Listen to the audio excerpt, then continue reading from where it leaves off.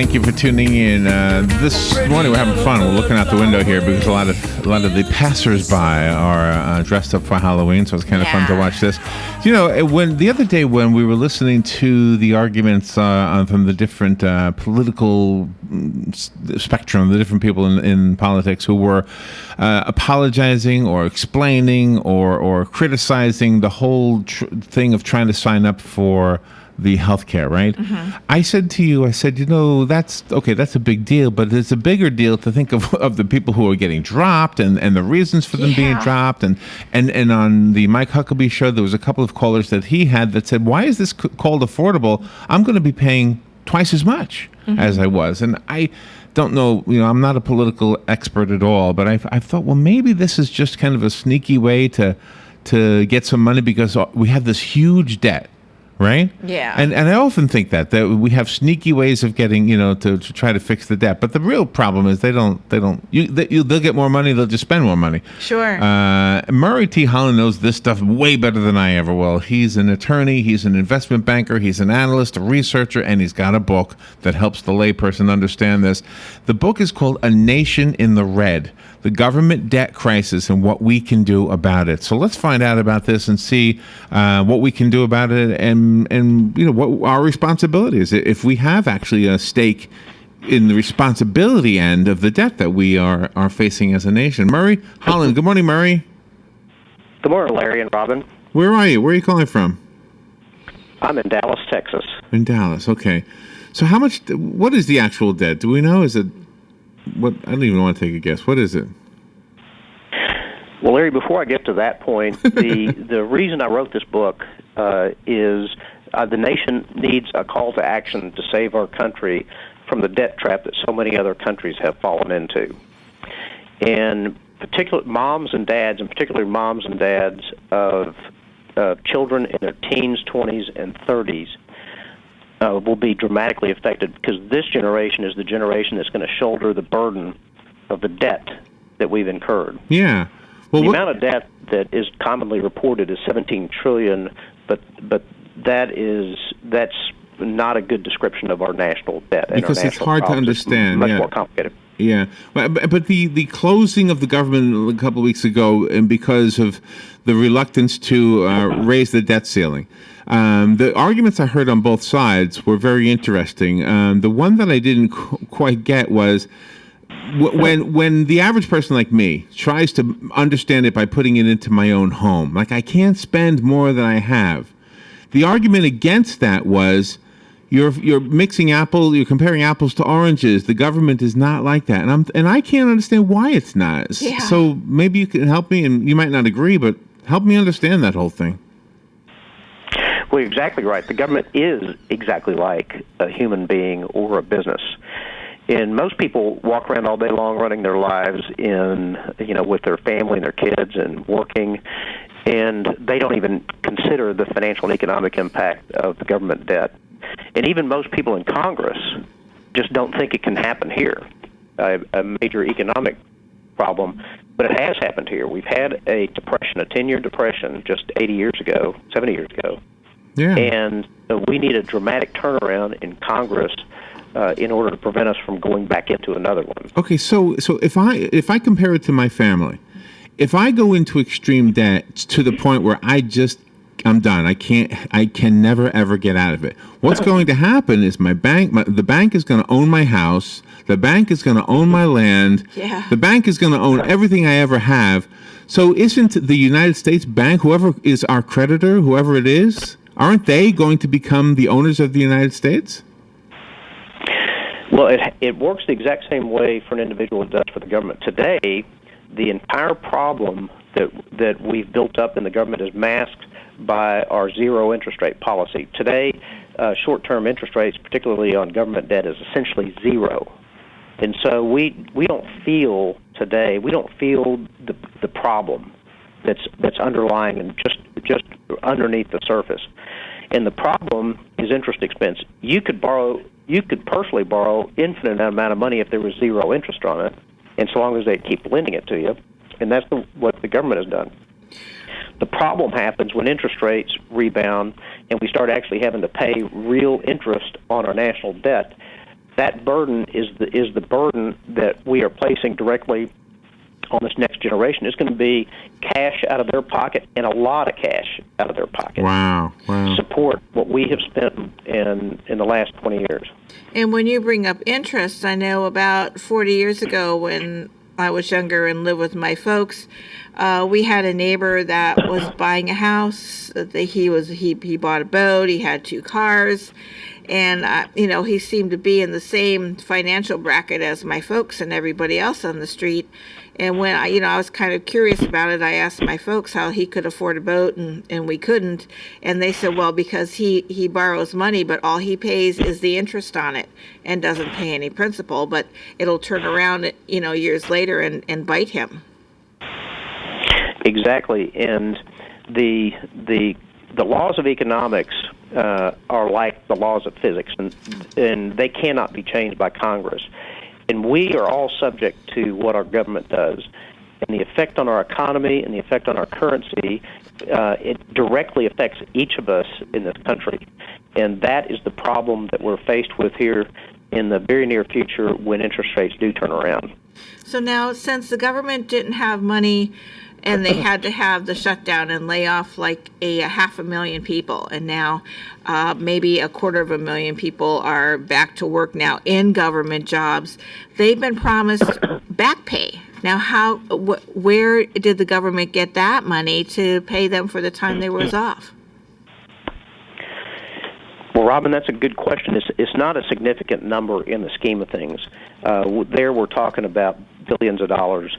The problem that I'm focused on, and the one that I want all the moms and dads to get knowledgeable about, is the problem of the big picture. And the big picture is our national debt. And unfortunately, it's a problem that you can't visibly see, but it underlies everything we do. It's the same as personal debt. You can't personally see it, visibly see it, but it's there, and it can take down your whole family. And if you're a business, it can take down your whole business. Unfortunately, with our federal government, the debt can actually take down the whole economy and most of the businesses and people in the economy. Wow. Way back when Ross Perot was running for president, I think it was 92? I'm not sure when it was. But I remember him being on TV, and fellow Texan, by the way, right? Fellow Texan? Yeah. Yes, he is. I know Ross.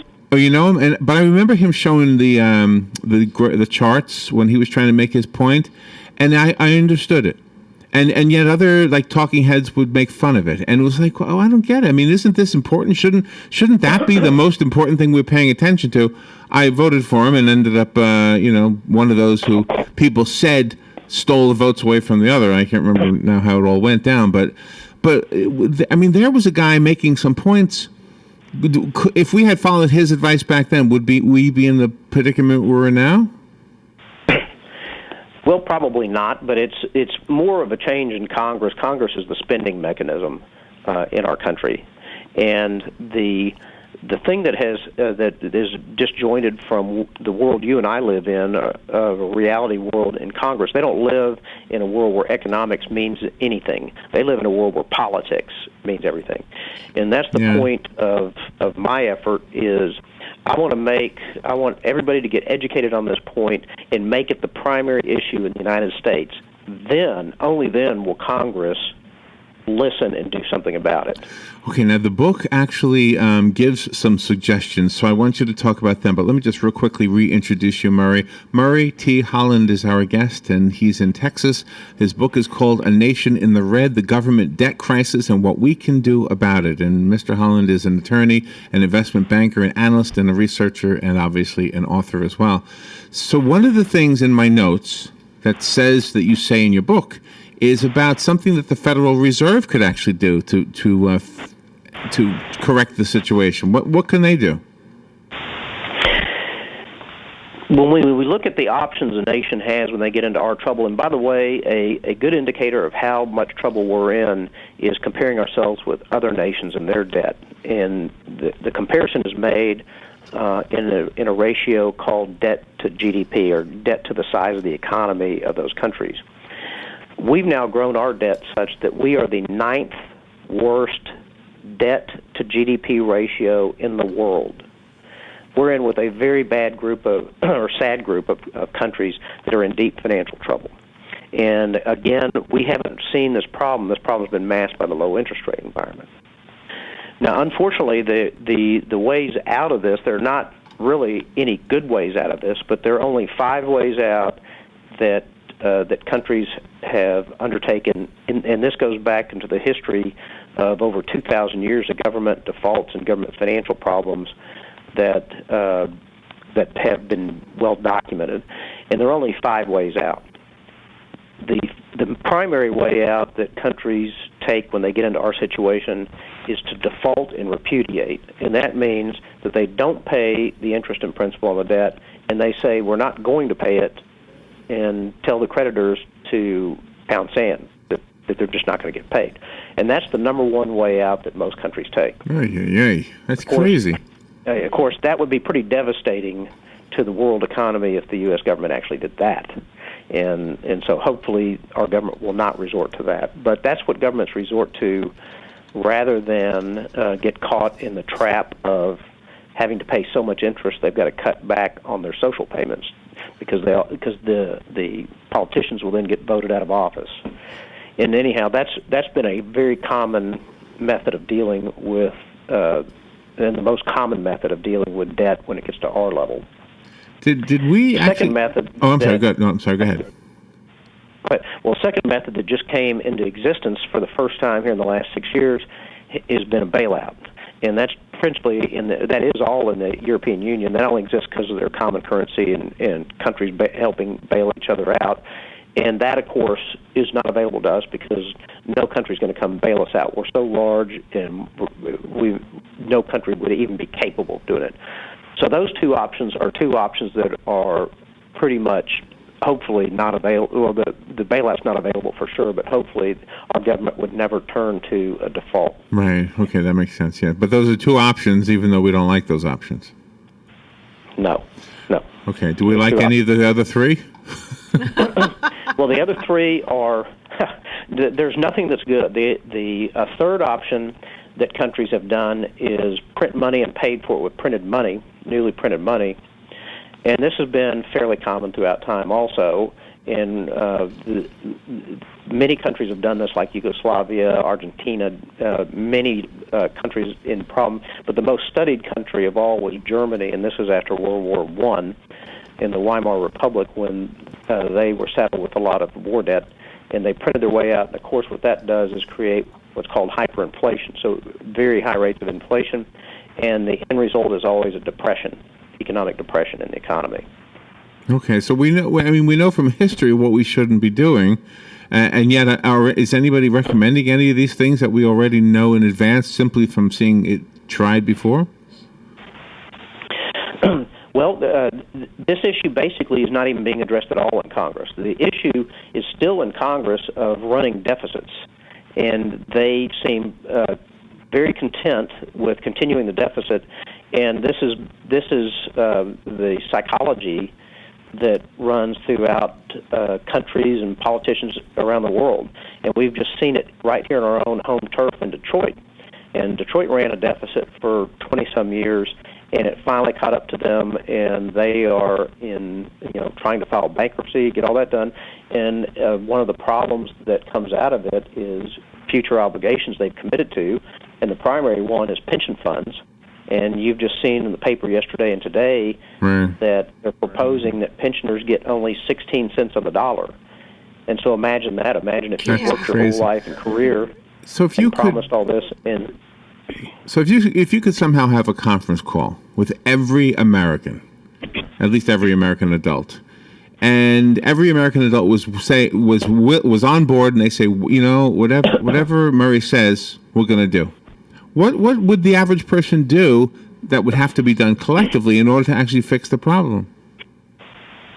Well, at this point in time, my only hope for the country to get out of this is that the citizens, I'm particularly focused on moms and dads because my generation, I'm 59 today, and my generation created all this. We're not today, but anyhow, my generation created all this debt, but we don't have to pay any of it. Right now, we're paying 0% interest on it, so it doesn't cost us anything. who it does cost are the kids who are in their teens, 20s, and 30s, and these people really didn't get any benefit at all from all this debt, and they're not even cognizant of this issue so much. There are a few that are, but this isn't the issues they deal with day to day. Yeah, you're right. And so I'm really looking to moms and dads to make this an issue to politicians. And hopefully this should be the number one issue, because this is the greatest threat facing the United States, I think, in history. Okay.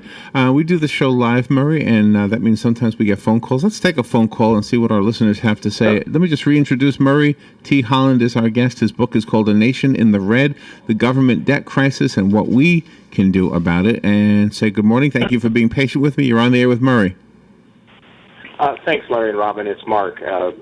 Murray, welcome to Central Florida. I'm a Thank you. 55.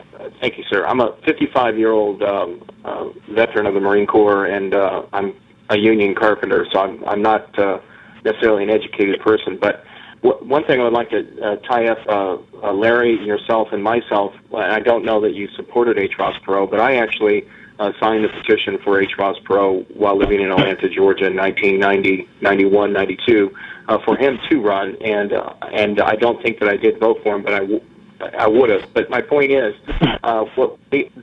the point is, Murray, my interpretation this many years later, by continuing to watch My Nation that we all care about, is that one thing that Ross Perot said was that big sucking sound. And the United States, since the 80s, through 2013, has lost nearly 50,000 factories, manufacturing facilities. So that actually influences our tax ability to draw taxes from corporations if they don't exist. So that affects the debt, and also the both. Are you still there, Larry? Yeah. Yes, okay, sorry about that. And both wars in Iraq and Afghanistan have apparently, from what I'm reading, have caused, because President Bush Jr. Put both those wars on a credit card, and now we're looking at anywhere from $3 to $6 trillion. So, not to make the discussion political, but couldn't we also re-regulate Wall Street and force the major corporations to pay their taxes, not just the people who work, like Robin and Larry and I and yourself, sir? And can't we close the loopholes on the very wealthy and the corporations to at least chip in if they claim to be American? I'll hang up, Murray, and I appreciate you and your patriotism. Bye. Okay, thank you for that perspective. And yeah, I've heard that too. I mean, that's another suggestion I've heard. What are your thoughts on that one, Murray? Well, my approach is totally non-political. I don't care about the politics. I care about the economics in our economy, in jobs, in growth, in children, in the next generation is my primary concern. And so the economics, or the politics, I don't care about. The economics, the entire issue of taxing corporations, most people don't realize that, when you buy a pair of jeans at a store, the farmer that grew the cotton paid corporate taxes. The weaver that weaved the cotton into denim paid their income taxes. The jeans manufacturer paid their income taxes. And the retailer that sold it to you paid their income taxes. And when you buy that jeans, you just paid them all back. So really, when you take a look at from an economic perspective, the individual always pays all the taxes. Yeah, right. And so the concept that corporations pay taxes is it's a politically expedient concept, but economically it really doesn't do much. And so ultimately you pay all the taxes anyhow. The individuals always pay the taxes, and it always comes out. Another economic theory along these lines is government spending always equals government taxes. It just comes in a different form of tax. In this case, what our federal government's been doing is borrowing, and that tax is on people in the future. And so that makes sense. So there needs to be a good balance of corporate taxation, and we can't punish the corporations because they're the ones that create all the jobs. So let's say we tax them 90%. Say then all the jobs fall off, and the whole economy suffers. And so the right level of tax from an economic perspective is that level that creates enough incentive for them to continue hiring people and growing, and not too much tax to hurt their growth and growth potential. So that's the economic way of taxing, but that's not the political way of taxing. Okay. Now, do we, as average citizens, do we write a letter to our congressman and express something of that nature? I mean, how do we? Yeah, all the action is that you feel like taking. And I encourage, by the way, to solve this problem, we all can't just sit around and do nothing. We all have to do something. And the call to action that I'm asking for people is to take a leadership role, which is make this an issue. So you need to talk about it with your friends. You need to talk about it at work. If you own a company, a small company, you need to have a company meeting and talk about not only the finances of the company, how the company works in the economy, and how dependent the company is on the economy, and how important the government is and the government debt problem is, the whole economy and everybody's job there. Well, and so the leadership role is what I'm asking people to stand up and take, as well as, sending letters to their congressman. And the pollsters do a great job of polling around, and when the pollsters find out that this is the number one issue that people want to fix, that's when the politicians will listen. Yeah, that does make sense. And then when people are doing this and they're trying to make headway, there's always people that take the opposite point of view, and then maybe they have a louder platform to be on, and then all of a sudden it gets muddied. How do we keep that from happening?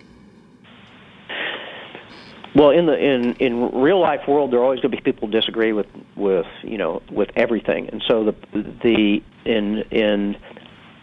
I'm not out here to sway anybody. What I want to do is educate them, and if somebody wants to take the position that they don't care about the national debt, that they don't either believe the stats or believe the issues, and in my book, I did so much research and actually showed you what happens in other countries and the markets, what the markets do to other countries who've gotten to where we are, and what they're getting ready. They'll do the same thing to us, and how it all works. They can take whatever position they want. I don't really care. What I care about is the people who are concerned enough to actually read the book or pick it up. By the way, I have a website, nationinthered.com, with a resources section that has links to every economic piece of information they want through all the central banks in the world, all the top economists, all the financial publications that report on it, blogs, etc. So if people want to get even more in depth to it, they can go right to my website, and there's a wealth of information there. Okay. But information is the first point, so people understand what it is and acknowledge that there is a problem, and then their action steps are the second and most important point. Okay, I'm looking. I just went to your website. The global government debt is rising. You have a little clock or a little counter on there. It's going up as I'm looking at it. 51 trillion. Wow. Yeah, it is. We're not the only. By the way, we're not the only nation in the red. Yeah. There are plenty of nations that are currently in our situation, and the suffering that their citizens go through is enormous. And it's all brought about, obviously, by their governments. Oh, wow. You've got a great site here. All right, so go to the website, a nationinthered.com. Don't forget the word A, the one letter, a nationinthered.com. The book is called A Nation in the Red, and I think I know this answer already, but help me out. Is it available as an ebook? Yes, it's available everywhere today. It was just released this week and shipped out to all the stores, and it's available in ebook from various suppliers. Okay, yeah, I thought I saw it as an ebook this morning. Murray, thank you for this. Any plans on your part to run for Congress? No, I like my job and I like my family. I don't want to destroy those. Isn't that crazy? Wow. I mean, we have people. So hopefully you got a congressman who will listen to you anyway. Well, I'm not sure they do. So I've decided that this is the best method to get the nation in motion. We've got to understand it, and then write letters, and then okay, it makes sense to me. Murray, thank you for being on the air with us, and I think you're making a great contribution. Thank you, Larry. Thank you, Robin. All right, we'll take a little break and we'll be right back. Today in Florida Ag News from the Thank you so Southeast much. AgNet. Well, the boll weevil eradication program is considered one of the world's most successful implementations of integrated pest management. But while eradication has been completed in the majority of U.S. cotton regions, Dr. Cater Haig, Vice President of Agricultural and Environmental Research with Cotton Incorporated, says there is an exception. We had a really bad year in 2012 in Texas. A lot of trap finds. This year, the counts are way down, so that's really, really good. But the problem is we got a neighbor with Mexico with all the problems they have with the violence and corruption and the lack of control there. So we've got that border up against us. Haig says it's important to not become complacent about the issue. We've got to eradicate it as much as possible from obviously all of the U.S. and hopefully a buffer strip along Mexico, because if it does get reinfested back in the U.S., we may not have the tools to eradicate it again.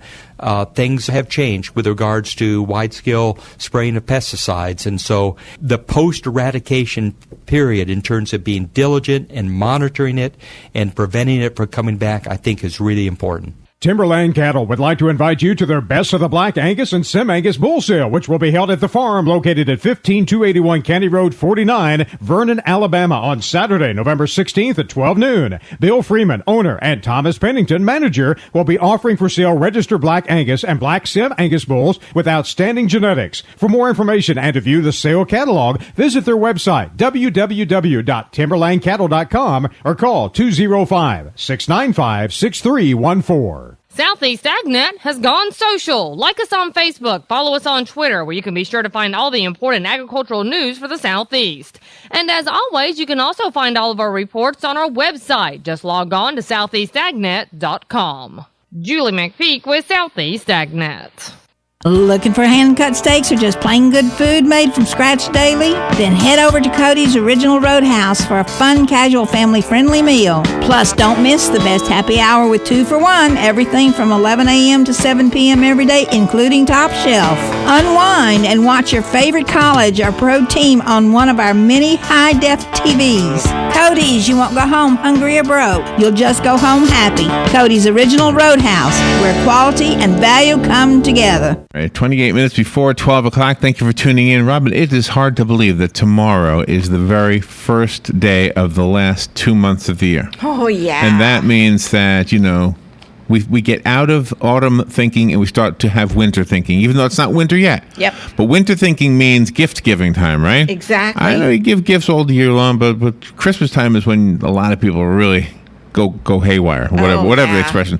So Jerry's Pentagon always plays a role in my Christmas gift giving because I always go over there for something and I always find something cool. Of all the things Jerry has told us about, he has some of the things I bought, like I bought a toaster thing, A toaster, right? yeah. I bought that cool silverware kit for my son. Yeah, all gold. Yeah, we never mentioned silverware anymore. No. Good morning, Jerry. How you doing? And you missed 99 and 9/10 of all the rest of the stuff I got. I guess we get up later and go to bed earlier. What is that? We get up later. Next week. What it is? Oh, this weekend. Yep, yeah, Sunday. Yeah, we set the clocks back. Yeah. Okay. You can sleep longer. Is that what it means? Something That's like right. that. 1 yeah. hour longer you get to sleep. But if you don't go to bed earlier, you can't sleep longer. That's right. Okay. Yeah. I've been telling everybody about this nice, beautiful John boat I've got down here. It's a more than just a John boat. It has a 50-horse Suzuki engine on it. It's 4-stroke, and it's a beautiful, nice fishing rig for somebody. They're going to go catch them speckled perch over Lake Dexter or wherever they're going. But anyway, you need to come by and look at this thing and make me an offer. I've got a price, but I'll consider a good offer on it. Oh, really? And lots of other stuff. I should get a John boat. My four-wheeler here, a Ranger, a Polaris Ranger, and a nice. That'd be nice for a farm, a ranch, or going hunting with it. I hunted with it for 2 years, and it's a nice rig. It'll get up to 50 miles an hour on the road, so you won't have to worry about taking your cart. You can take that with you and throw your deer on the back, and you can break it and dump it off when you get back to camp with that dump bed on it. Wow. Lots of other things at Jerry's too. You go come by and see us. We have a lot of camouflage clothes, a lot of Army stuff, Army surplus stuff that we've got in on clothing, and it's marked at a good price. You can buy it, and it's better than what you get on the market for camouflage clothes. The real thing. Got a nice toolbox here, a cobalt toolbox. It's way above $1,000 new. That box alone is $280 on the new. I only got $6.99. I'll take an offer on that. It has never been on a ranch. It's brand new tools, a big 5-drawer, nice lock cobalt toolbox. All kind of other things. If you need your gun worked on, bring it by and we'll get it and need it cleaned, bore sighted. We don't charge you anything for bore sighting. And if you buy one from us, a scope, we'll mount it for nothing, but we will tighten your scope if you have a problem with your scope, and we'll bore sight it. We check that scope out, make sure it's right, and most of the time you can go right on out and hunt with it, but we always recommend to go check it out by manual means to shoot that thing before you go. Got anything at home you want to borrow some money on, good stuff, we'll be glad to help you out with that. Got guns, collection of guns. We buy them. We buy just plain guns, German Lugers, Smith & Wesson pistols, wow. Colt pistols. We buy all of it. If you got it in the house and you thought you was broke, you may come by and get some money for it right here.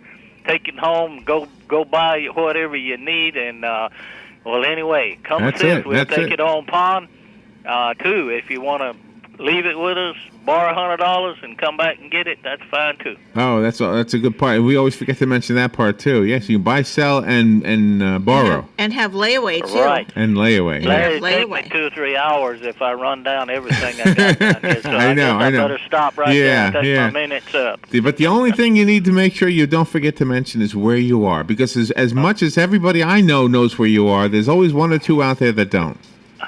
We're right on Northwest 8th and Pine Street. If you've been coming by here 20 years and haven't stopped, you need to stop in. A fellow come by here the other day and said, I've been here for 20 years. I never stopped in here. He said, what a store you got.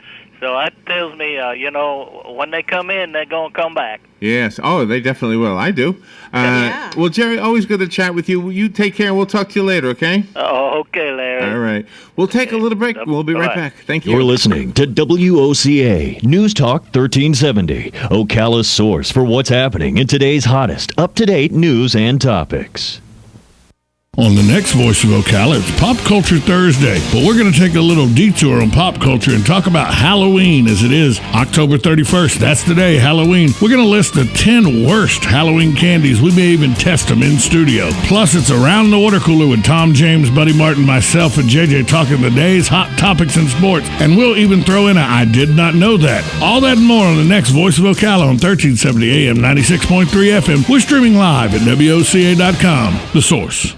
Here are today's headlines from The Source, WOCA. Florida Republican Senator Marco Rubio, one of the architects of the Senate's comprehensive immigration plan, is backing off his earlier support and reverting to his original preference for a piecemeal approach to solving the issue. Support for comprehensive legislation is simply not there, Rubio spokesman Alex Conant said, citing a lack of allies among Republicans in the House of Representatives. The Senate passed a comprehensive plan this summer that would provide many of the 11 million immigrants who are in the United States illegally with a path to citizenship. But the House Republican leadership has refused to take up the bill and has been focused instead on separate pieces of legislation that address issues individually. The debate had been sidelined for months, but now that the latest debt ceiling crisis is over, immigration is back in the spotlight. President Barack Obama pressed last week for renewed talks, and 600 conservative leaders are in Washington this week to call on Congress to find a compromise.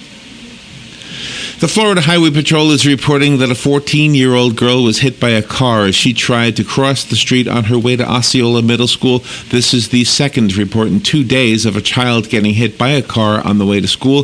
The child in yesterday's news was riding her bicycle to Bellevue Middle School. In yesterday's incident, the Florida Highway Patrol reports that the girl was walking north in the 4400 block of Southeast 24th Street and was attempting to cross the road to reach a bus stop on the south shoulder of the road. Road. A Toyota Corolla driven by 30-year-old Wendy M. Prisk was traveling west on the road, and when the student stepped into its path, the left front of the car struck the teen. The girl was taken to Monroe Regional Medical Center and was released from the hospital yesterday afternoon. Troopers said darkness was not a factor in the accident, and the driver's speed also was not an issue. The Public Employees Relations Commission, also known as PERC, has ruled against the use of full-time certified substitutes in Marion County Public Schools. The ruling followed the filing of an unfair labor complaint in February by the Marion Education Association in response to the Marion County School Board's decision to replace full-time teachers with full-time substitutes as a way to cut education costs in the county. The full-time certified substitutes would do the same thing that a regular teacher would do and receive $100 a day with no benefits. In May, 160 first-year teachers were laid off, but 2 months later, some of those were hired back as certified substitutes. This week, PERC ruled that the district could not legally use certified substitutes as full-time teachers. Marion County School Superintendent George Tommen said the district will follow PERC's instructions. Tommen said he is working with an attorney to figure out if the certified substitutes are going to become full-time teachers or if they will be replaced. A Publix employee is being hailed as a hero after he rescued a woman who crashed her car and wound up in a canal in Miramar in South Florida. The driver is identified as Rod Ratana, a delivery truck driver for Publix supermarkets. Just as Ratana started his 4 a.m. shift to make his deliveries, his day took an unexpected turn. He says he noticed a car up against the guardrail and he decided to stop and call it in to police. The dispatcher asked him to give her a location of where the vehicle crashed, and as Ratana was looking for a street sign, he heard a woman yelling inside the canal. He says he saw her treading water and then went under and then popped up again and said she couldn't swim. Ratana then jumped into the canal and pulled the woman out of the water, saving her life. He pulled her onto the embankment of the canal until police arrived, and then went back into his Publix truck and began his deliveries. And those are the headlines from The Source, WOCA 96.3 FM and 1370 AM. Habitat for Humanity of Marion County is a ministry dedicated to improving lives by providing affordable and decent housing. Help them help others by visiting the Habitat for Humanity Ocala home store on Northwest 27th Avenue. To schedule a donation, give them a call and they'll come and pick it up. For more information, visit habitatocala.org. Habitat for Humanity of Marion County, building homes, building hope, building community. This is a public notice. Local residents can now save thousands of dollars on their next car, truck, or SUV. It's not a tent sale, because no tent is big enough to hold this many cars. It's OcalaForSale.com. Say goodbye to sticker shock. OcalaForSale.com has thousands of vehicles with no stickers at all. But hurry, don't walk, don't run. Just sit down and log on to OcalaForSale.com. Prices and inventory change daily. Offer does not include dealer upcharge. Undercutting, rust-proofing, factory surcharge, or delivery fee. See website for details.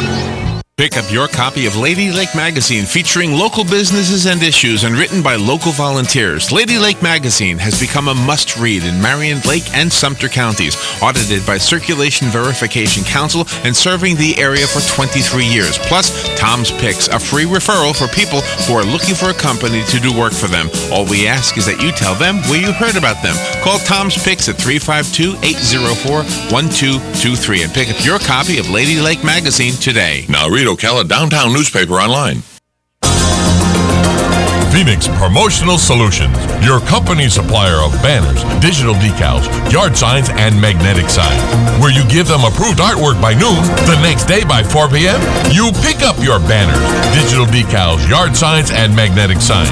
Phoenix Promotional Solutions, 368-2404. That's 368-2404. Don't forget, they do vehicle wraps also. Phoenix Promotional Solutions, 368-2404.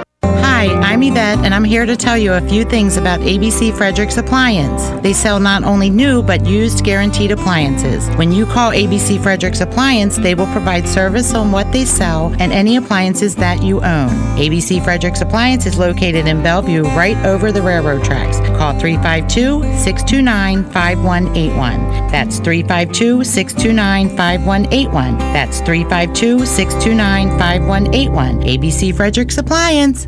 Ugh, what wrong? Ugh, need wood for fire. Ugh, I go get. Ugh, I got wood for fire. Ugh, what takes so long? Had to use restroom. Someone not refill toilet paper. Ugh, my bad. You wash hands? Ugh, of course. Ugh, what caveman you take me for? You know, Dan, people who save money by switching to Mike Scott Plumbing sure are happy. Well, Brittany, how happy are they? Happier than a caveman with indoor plumbing. Yep. Get happy. Get Mike Scott Plumbing. If water runs through it, we do it. 237-2888. The following message is brought to you by the Florida Division of Emergency Management, the Florida Association of Broadcasters, and this radio station. This hurricane season, the most important thing you can do for your family and your business is to develop a hurricane preparedness plan. Florida's Division of Emergency Management's website, floridadisaster.org, now has a planning tool that will help you come up with your plan. All it takes is a few minutes to get a plan to better protect your family and your business when a hurricane threatens. Get a plan. Get yours at floridadisaster.org. Hi, I'm Leah Caruso with Strive Rehabilitation, inviting you to join me Thursday at 11 a.m. for Health Matters. Ocala Health and Strive have teamed up to bring you the latest information on good health services available to you right here at home. This vital information will help you make informed decisions about your health. So don't forget to join me here at 11 a.m. Thursday. It's news you can use from Ocala Health, Strive, and your friends here at WOCA.